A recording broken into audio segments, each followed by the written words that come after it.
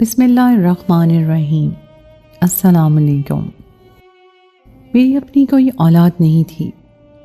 شوہر اپنی بہن کا بیٹا گاؤں سے اپنے گھر لے آیا کیونکہ میری نند اور اس کا شوہر فوت ہو گئے تھے۔ میں نے بیٹے کی طرح اس کی پرورش کی کیونکہ میرا شوہر بیرون ملک رہتا تھا اور میں اور نند کا بیٹا اکیلے گھر۔ اور ایک دن ڈاکٹر نے کہا کہ میں حاملہ ہوں۔ میں نے اپنے کمرے میں کیمرہ لگوا کر سو گئی۔ صبح اٹھ کر کیمرے میں دیکھا تو میرے قدموں تلے سے زمین نکل گئی کیونکہ نند کے بیٹے اور میرے شوہر بیرون ملک میں نوکری کرتے تھے اور میں پاکستان میں اکیلی رہتی تھی۔ اگر میری کوئی اولاد ہوتی، میری شادی کو 6 سال بیت گئے تھے۔ مجھے تنہائی کا احساس ہرگز نہ ہوتا اگر میری کوئی اولاد ہوتی۔ میری شادی کو 6 سال بیت گئے تھے لیکن میں اولاد کی نعمت سے محروم تھی۔ اس بار کامران بیرون ملک سے لوٹ کر آئے تو کچھ دن بعد ہی ہمارے ساتھ ایک ایسا سانحہ پیش آ گیا کہ جس نے ہماری سوجھ بوجھ ہی گم کر دی تھی۔ میرے میاں کی ایک ہی بہن تھی جو ان سے بڑی تھی۔ اس کی شادی میری شادی سے 8 سال پہلے ہوئی تھی۔ اس کا بس ایک ہی بیٹا تھا جو 14 برس کا تھا۔ میرے میاں کی پاکستان میں آمد کا سن کر وہ ہم سے ملنے اپنے گاؤں سے بائی روڈ پنڈی آ رہی تھی کہ اچانک سے اس کی گاڑی حادثے کا شکار ہو گئی۔ یہ خبر ایسی تھی کہ ہم پر قیامت بن کر ٹوٹی تھی۔ جب تک ہم لوگ ہاسپٹل میں پہنچے میری نند اور نندوئی وفات پا چکے تھے۔ ان کا ایک ہی بیٹا تھا جس کی زندگی بچ گئی تھی لیکن اسے چوٹیں آئی تھیں۔ میرے میاں کے والدین پہلے ہی وفات پا چکے تھے، بس ایک بہن ہی تھی، وہ بھی وفات پا گئی۔ میرے شوہر تو چپ سے ہو گئے تھے۔ بہت بڑا سانحہ تھا جو ہمیں ملا تھا۔ میں خود بہت رنجیدہ تھی۔ پھر رامس بھی گمسم سا ہو چکا تھا۔ اس بیچارے کے تو ماں باپ دونوں ہی اس سے ہمیشہ کے لیے بچھڑ گئے تھے۔ میں کبھی اسے دلاسا دیتی تو کبھی اپنے شوہر کو۔ 1 مہینہ ہمارا اسی غم میں ہی گزرا تھا۔ رامس کا ہمارے علاوہ اور کوئی نہیں تھا، اس لیے میرے شوہر نے اپنے بھانجے کا اسکول کا داخلہ پنڈی میں ہی کروا دیا۔ وہ 9ویں جماعت کا طالب علم تھا۔ میرے شوہر 1 مہینے کے بعد واپس پردیس لوٹ گئے۔ میں اور رامس اکیلے ہی گھر پر ہوتے تھے۔ وہ بہت اداس رہتا تھا۔ میری کوشش ہوتی کہ میں اسے ہر غم سے باہر نکالوں، لیکن میں جب بھی اسے بات کرتی تو وہ مجھے ٹھیک سے جواب نہیں دیتا تھا۔ اس کا رویہ مجھ سے نہ جانے کیوں اکھڑا اکھڑا سا رہتا تھا، حالانکہ میری کوشش یہ ہوتی کہ وہ مجھ سے باتیں کیا کرے، مجھے اپنی ماں سمجھے۔ چلو اس بہانے میری ممتا کی کمی بھی پوری ہو جاتی، لیکن رامس تو مجھ سے سیدھے منہ بات تک نہیں کرتا تھا۔ جب وہ مجھ سے کھچا کھچا رہتا تھا تو میں نے بھی اس سے بات کرنا چھوڑ دی تھی۔ ایک بار میں اس کے کمرے میں اسے کھانے کا پوچھنے گئی تو وہ فون پر کسی سے بات کر رہا تھا۔ مجھے دیکھ کر اس نے فوراً فون بند کر دیا۔ جب میں نے پوچھا کہ تم کس سے بات کر رہے تھے تو کہنے لگا اپنے دوست سے۔ وہ یوں گھبرا رہا تھا جیسے میں نے اس کی کوئی چوری پکڑ لی ہو۔ میں نے کہا آ کر کھانا کھا لو۔ وہ نہ جانے کیوں مجھ سے موبائل چھپا رہا تھا۔ مجھے اس پر شک ہونے لگا۔ میں اس کی ٹوہ میں لگ گئی تھی، لیکن مجھے نہیں معلوم تھا کہ میرا یہ اقدام مجھے ایک بہت بڑی مصیبت میں ڈال دے گا۔ میں نے رات کو رامس کے کمرے میں گئی، وہ سو رہا تھا۔ اس کا موبائل آن کر کے دیکھا تو میری آنکھیں حیرت سے پھٹی رہ گئیں۔ وہاں غیر اخلاقی قسم کی تصاویر اور ویڈیوز تھیں جو شاید وہ دیکھتا تھا۔ مجھے یہ جان کر بڑا افسوس ہوا تھا، اس پر غصہ بھی بہت آیا کہ اسے شرم نہیں آتی۔ یہ سب دیکھتے ہوئے میں نے اس کا موبائل لیا اور اپنے کمرے میں رکھ لیا۔ اگلے روز رامس خاصا پریشان تھا، شاید اسے اپنا موبائل ڈھونڈ نہیں رہا تھا۔ شام کو مجھ سے پوچھنے لگا کہ آپ نے میرا موبائل کہیں دیکھا ہے؟ یہ سن کر تو میں نے اسے بری طرح ڈانٹ دیا۔ میں نے کہا کہ تمہارا موبائل میرے پاس ہے اور جس قسم کی تم ویڈیوز اور تصاویر دیکھتے ہو بھول جاؤ کہ میں تمہیں موبائل دوں گی۔ میرے سخت لہجے پر وہ مجھے قہر بھری نظروں سے دیکھنے لگا۔ میں نے اسے مزید ڈانٹ دیا کہ اگر تم باز نہیں آئے تو میں تمہاری شکایت تمہارے ماموں سے لگا دوں گی۔ وہ منہ سے کچھ نہیں بولا، لیکن مجھے جن نظروں سے دیکھ رہا تھا لگتا تھا کہ مار ہی ڈالے گا۔ وہ مجھے آنکھیں پھاڑے گھور رہا تھا۔ بڑا بے خوف سا انداز تھا اس کا۔ میں کچھ تذبذب کا شکار ہو گئی تھی، لیکن میں نے اس کے سامنے ظاہر نہیں کیا۔ وہ خاموشی سے اپنے کمرے میں چلا گیا۔ اب تو اس نے ایک نیا تماشا سا پکڑ لیا تھا۔ رات کے کھانے کے بعد وہ گھر سے باہر چلا جاتا اور پھر رات کو دیر سے گھر آتا۔ جب میں وجہ پوچھتی تو بنا جواب دیے ہی اپنے کمرے سے باہر چلا جاتا۔ مجھے اس کے انتظار میں دیر تک جاگنا پڑتا تھا۔ بات یہیں تک محدود نہیں تھی، وہ تو مجھے حد درجہ پریشان کرنے لگا تھا۔ صبح اسکول جاتے ہوئے اپنا پورا کمرہ بکھیر کر جاتا۔ ہر وقت کوئی نہ کوئی بکھیرا میرے لیے ڈالے رکھتا تھا۔ میں کھانا بناتی تو وہ ہر کھانے میں نقص نکالتا رہتا۔ کہتا عجیب سا بنا ہے، مجھے اچھا نہیں لگتا، مجھے کچھ اور بنا کر دیں۔ میں تو اس کی حرکتوں سے زچ ہونے لگی تھی۔ اگر کبھی اسے بازار جانے کا کہہ دیتی کہ سودا سلف لا دو تو صاف انکار کر دیتا کہ میں تو نہیں جاؤں گا۔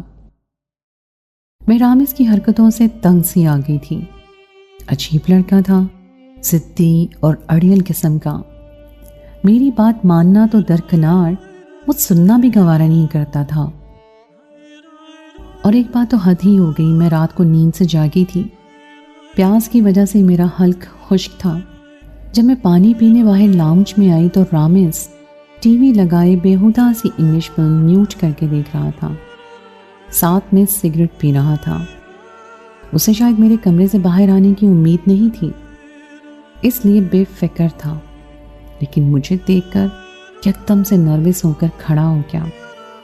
سگریٹ والا ہاتھ اپنے پیچھے چھپا لیا، لیکن میں سب کچھ دیکھ چکی تھی۔ میرے تو تلوں پر لگی اور سر پر جا کر بجھی تھی۔ یہ لڑکا تو بگڑتا ہی جا رہا تھا۔ میں اس کے پاس بڑے غصے سے آئی تھی۔ میں نے کہا اپنا ہاتھ آگے کرو، کیا ہے تمہارے ہاتھ میں؟ وہ بھی گونگا بنا ہوا تھا، ڈھیٹوں کی طرح مجھے گھور رہا تھا۔ میں نے ایک زوردار تھپڑ اس کے منہ پر دے مارا اور اس کا ہاتھ پکڑ کر سگریٹ چھین کر زمین پر پھینک کر بھجا دی۔ پھر ریموٹ سے ٹی وی آف کیا، لیکن مجھے حیرت کا پہاڑ ہی ٹوٹ پڑا جب رامز نے مجھے دونوں بازوؤں سے پکڑ لیا اور غصے سے سرخ ہوتی ہوئی آنکھوں سے بولا، آئندہ اگر مجھ پر ہاتھ اٹھایا تو بہت برا پیش آؤں گا تمہارے ساتھ۔ میں تو رامز کو دیکھ کر حیرت کے سمندر میں غوطہ زن ہوئی تھی۔ اس قدر بد لحاظ اور بدتمیز لڑکا تھا وہ۔ مجھے بڑے غصے سے یہ بول کر وہ اپنے کمرے میں چلا گیا۔ میں اس قدر غصے میں تھی کہ ضبط کرنے سے میرے آنسو بہنے لگے۔ میں تو اسے بیٹا سمجھ کر اس کے ساتھ کر رہی تھی اور اسے کسی چیز کی کمی نہیں ہونے دیتی تھی۔ پنڈی کے سب سے اچھے اسکول میں داخل کروایا تھا، اس کی ہر فرمائش پوری کر رہی تھی، لیکن اس لڑکے کی تو اکڑ ہی ختم نہیں ہو رہی تھی۔ میں نے اپنے کمرے میں آ کر کامران سے فون پر بات کی۔ میں نے رامز کی ساری حرکتیں، بدتمیزیاں انہیں بتا دی اور کہنے لگے تم میری کل اس سے بات کروا دینا۔ میں نے کہا اگر رامز نے یہی رویہ رکھنا ہے تو اس کا انتظام کہیں اور کر دیں۔ کامران نے کہا کہ وہ اسے خود سمجھائیں گے اور مجھ پر بھی غصہ کرنے لگے کہ میں دوبارہ یہ بات نہ سوچوں کہ وہ رامز کو کبھی الگ کریں گے۔ میں نے سوچا کہ اپنا بھانجا ہے تو کامران اسی کا ساتھ دیں گے۔ میں نے کہا آپ اسے سمجھائیں کہ وہ دوبارہ مجھ سے بدتمیزی نہ کرے۔ اگلے روز میں نے کامران کو فون کیا، وہ رامز کے کمرے میں آ گئی اور رامز کے کمرے میں آ گئی۔ وہ بیڈ پر ہی بیٹھا تھا، مجھے غصے سے کھوننے لگا۔ میں نے فون اس کے ہاتھ میں دیا اور کہا کہ کرو اپنے ماموں سے بات۔ یہ کہہ کر میں اس کے کمرے سے باہر آ گئی، کچن میں آ کر کھانا بنانے لگی۔ 15-20 منٹ کے بعد وہ کچن میں آیا تھا، میرا فون میرے سامنے شیلف پر رکھ دیا۔ اس کی آنکھیں اب بھی لال تھیں اور ناک بھی لال تھی، آنکھوں میں نمی بھی تھی۔ ایسا لگ رہا تھا جیسے خوب رویا ہو۔ میں نے دل میں سوچا کہ رو دھو کے اس نے کامران سے میری ہی برائیاں کی ہوں گی اور کامران کو بھی اب یہی سچا لگے گا۔ لیکن مجھے حیرت اس وقت ہوئی جب وہ مجھے دیکھ کر کہنے لگا، مومانی مجھے معاف کر دیں، میں آئندہ آپ کے ساتھ بدتمیزی نہیں کروں گا، آئی ایم سوری۔ یہ کہہ کر وہ کچن سے باہر نکل گیا۔ کچھ دیر تو میں اسے حیرت اور تعجب سے دیکھنے لگی۔ مجھے تو اپنے کانوں پر یقین نہیں آ رہا تھا کہ رامز مجھ سے ایکسکیوز کرے گا۔ میں نے کھانا بنا کر ٹیبل پر رکھ دیا۔ رامز نے بڑی تمیز سے کھانا کھایا اور کھانے کے بعد اپنے برتن کچن میں لے جا کر خود دھونے لگا۔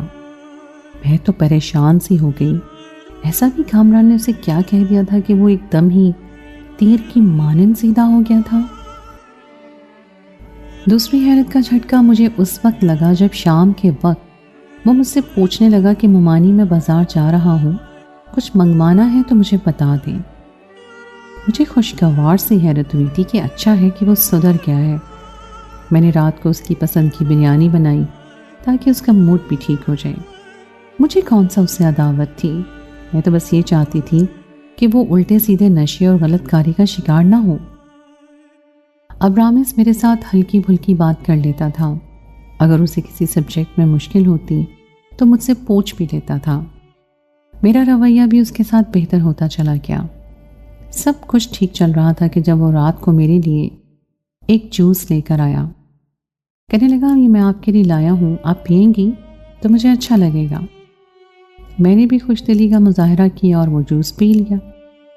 چونکہ وہ جوس میں سونے سے پہلے کچھ دیر پہلے پیا تھا، اس لیے میں لیٹ کر سو گئی۔ صبح جب میری آنکھ کھلی تو 9 بج رہے تھے۔ مجھے خود پر حیرت ہوئی تھی، میں کیسے اتنی دیر سو گئی؟ پھر مجھے خیال آنے لگا کہ رامز تو تب تک اسکول کے لیے نہیں جاتا جب تک میں اسے نہ اٹھاؤں، اس لیے میں اس کے کمرے میں چلی گئی۔ لیکن وہ کمرے میں نہیں تھا۔ اس کا اسکول بیگ بھی وہاں موجود نہیں تھا۔ کمرے کے بکھرے حلیے سے لگ رہا تھا کہ وہ اسکول جا چکا ہے۔ میں نے شکر کیا کہ چلو یہ لڑکا کچھ تو ذمہ دار ہوا۔ لیکن آج جب وہ اسکول سے واپس آیا تو بڑے خوشگوار موڈ میں تھا۔ کہنے لگا، کھانے کے دوران مجھ سے باتیں بھی کرنے لگا۔ نہ جانے کیوں مجھے دیکھ دیکھ کر مسکرا رہا تھا۔ جب میں نے اس سے وجہ پوچھی تو کہنے لگا، آپ بہت اچھی لگ رہی ہیں۔ مجھے اس کی بات سن کر کچھ حیرت سی ہوئی تھی۔ آج تک تو اس نے کبھی میری یوں تعریف نہیں کی تھی۔ میں نے کہا، خیر تو ہے، میں تمہیں کیوں اچھی لگنے لگی ہوں؟ تمہیں تو مجھ سے اعتراضات ہی بہت ہوتے ہیں۔ میری بات سن کر وہ ہنسنے لگا اور کہنے لگا، بس ایسے ہی، تب آپ اچھی نہیں لگتی تھیں لیکن اب بہت زیادہ اچھی لگنے لگی ہیں۔ میں نے بات مذاق میں ڈال دی تھی، لیکن اب نہ جانے کیوں مجھے رامز کی نظریں کچھ چبھنے لگی تھیں۔ نہ جانے اسے کیا ہو گیا تھا۔ وہ مجھے ٹکٹکی باندھے دیکھنے لگا تھا۔ میں پہلے تو اس کی نظروں کو نظر انداز کرتی رہی، لیکن اب وہ پہلے کی طرح مجھ سے بدتمیزی نہیں کرتا تھا۔ بظاہر تو اس کا رویہ میرے ساتھ بالکل ٹھیک تھا، لیکن اب اس کی نظریں میرے پورے وجود پر سفر کرتی تھیں۔ میں اب اسے کترانے لگی تھی۔ وہ 14 سال کا تھا، لیکن اس کی نظروں کی تیزی کسی بے باک مرد جیسی ہوتی جا رہی تھی۔ ایک بار ہم رات کا ڈنر کر رہے تھے، جب وہ کھانا کھاتے ہوئے مسلسل مجھے دیکھ رہا تھا۔ پھر مجھ سے کہنے لگا کہ کامران ماموں کو آپ مس تو بہت کرتی ہوں گی۔ میں نے کہا، ہاں، وہ مجھے بہت یاد آتے ہیں۔ پھر وہ مجھ سے کہنے لگا، ظاہر سی بات ہے، شوہر کے بغیر 1 سال گزارنا بڑا مشکل سا امر ہے۔ آپ کا کہاں گزارا ہوتا ہوگا؟ یہ سن کر تو میں چونک سی گئی تھی۔ اس نے عجیب قسم کی بات کی تھی۔ میں نے کوئی جواب نہیں دیا۔ پھر مجھے کہنے لگا، آپ کے بال بہت لمبے اور خوبصورت ہیں۔ اس کی تعریف مجھے بہت بری لگی تھی۔ میں نے اسے فوراً ٹوک دیا۔ میں نے کہا کہ چپ چاپ کھانا کھاؤ اور بے فضول مت بولا کرو۔ وہ ہنستے ہوئے مجھے دیکھنے لگا۔ ایک بار میں کچن میں شام کی چائے بنا رہی تھی اور اس نے عقب سے میرے گلے میں باہیں ڈال دی۔ میں تو اچنبے میں آ گئی تھی۔ میں نے اسے پلٹ کر دیکھا تو وہ مسکرا رہا تھا۔ کہنے لگا، میں نے آپ کو ڈرا دیا، اور پھر ہنسنے لگا۔ میں نے کہا، یہ کیا بدتمیزی ہے؟ تو کہنے لگا، یہ بدتمیزی نہیں ہے، مجھے آپ پر پیار آ رہا تھا، آخر آپ میری مومانی جو ہیں اس لیے۔ میں نے کہا تم ذرا مجھ سے فاصلے پہ رہا کرو۔ نہ جانے کیوں میں سب اس کی نظروں سے بدحواس سی ہونے لگی تھی۔ وہ کہنے لگا میں آپ کے لیے چاکلیٹ لایا ہوں۔ پھر اس نے جیب سے ایک چاکلیٹ نکال کر مجھے خود اپنے ہاتھ سے کھلانے لگا۔ وہ چاکلیٹ بڑی بدمزہ سی تھی، چونکہ میرے منہ میں ڈال چکا تھا اس لیے مجھے کھانی پڑی، لیکن اسے کھاتے ہی آدھے گھنٹے کے بعد میرا سر چکرانے لگا۔ میں اپنے کمرے میں چلی گئی اور میرے سر کے چکر شدید سے ہونے لگے۔ میں وہیں لیٹ کر سو گئی، لیکن صبح جب میری آنکھ کھولی تو میرے ہوش اڑ گئے۔ رامس میرے برابر میں سو رہا تھا۔ وہ یہاں کیوں آیا تھا اور میرے ساتھ کیوں سویا؟ میں تو بری طرح سے پریشان تھی۔ میں نے اسے جگا دیا تو وہ ہڑبڑا کر اٹھ بیٹھا۔ میں نے کہا تم میرے کمرے میں کیا کر رہے ہو؟ تم بڑا مطمئن سا کہنے لگا مجھے اپنے کمرے میں خوف محسوس ہو رہا تھا اس لیے میں یہاں آ کر سو گیا۔ میں اس کی بات سن کر آگ بگولا سی ہو گئی۔ میں نے کہا تم ہوتے کون ہو میرے پاس لیٹ کر سونے والے؟ وہ کہنے لگا میں بچہ ہی تو ہوں، ڈر لگ رہا تھا مومانی، اس لیے آپ کے پاس آ گیا۔ وہ چہرے پر معصومیت سجائے بولا۔ میں اسے کیا جواب دیتی؟ ایک ماہ کے بعد میری طبیعت بہت خراب سی ہونے لگی۔ میں جب ڈاکٹر کے پاس گئی تو جو خبر اس نے مجھے سنائی میں چکرا کر رہ گئی تھی۔ میں پریگننٹ تھی اور یہ سن کر میرے ہوش و حواس گم ہو گئے تھے۔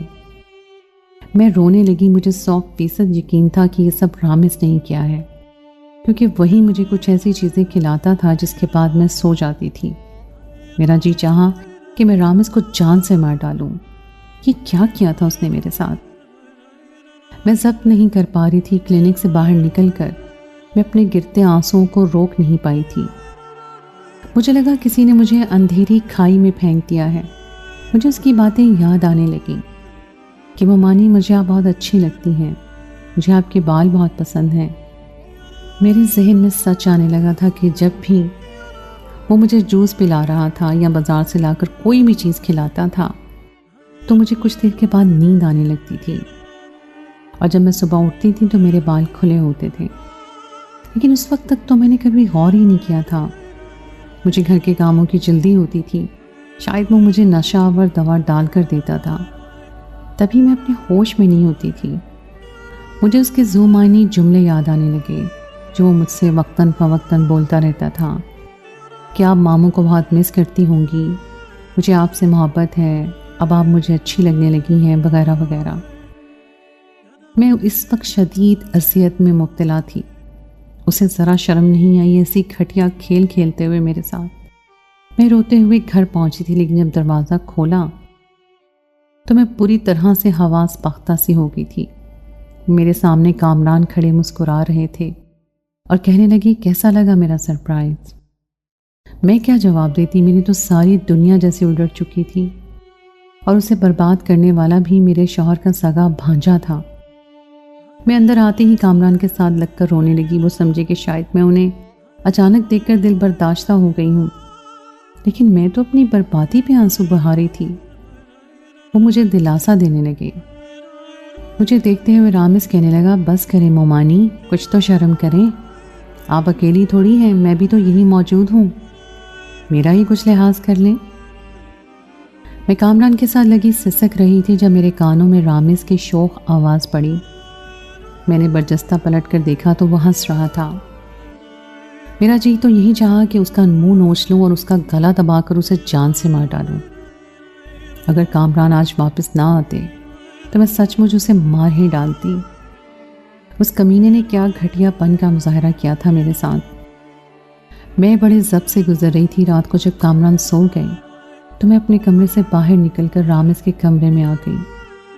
وہ اب بھی موبائل دیکھ رہا تھا اور اسے دیکھنے میں اتنا گم تھا کہ ارد گرد سے بالکل غافل تھا۔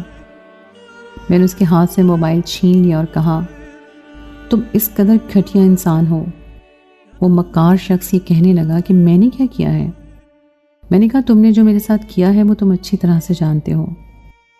یہ کہہ کر میں نے اپنی رپورٹ اس کے منہ پر دے ماری۔ اس نے وہ رپورٹ پڑھی تو مسکرانے لگا، کہنے لگا یہ اس تھپڑ کا جواب ہے جو آپ نے میرے منہ پر مارا تھا۔ آپ نے کیسے سوچ لیا کہ میں آپ کے ہاتھ سے تھپڑ کھاؤں گا؟ آپ ہوتی کون تھی مجھ پر ہاتھ اٹھانے والی، مجھے میرے کاموں سے روکنے والی؟ وہ غصے سے بول رہا تھا اور میں رونے لگی۔ میں نے کہا، میں نے تو تمہارا بھلا ہی سوچا تھا تاکہ تم برائی سے بچ جاؤ۔ وہ ہنسنے لگا، کہنے لگا، مجھے آپ شروع سے ہی اچھی لگتی تھی، لیکن جب ماموں یہاں سے چلے گئے تو میرا دل بار بار آپ کے قریب آنے کے لیے اکساتا تھا، لیکن میں پھر بھی آپ سے دور رہنے کی کوشش کر رہا تھا، لیکن آپ ہر وقت مجھے ڈانٹتی رہتی۔ مجھے آپ پر غصہ آنے لگا، آپ مجھے بالکل بچوں کی طرح ٹریٹ کرتی تھیں، اور یہ بات مجھے اچھی نہیں لگتی تھی کیونکہ میں بچہ نہیں تھا۔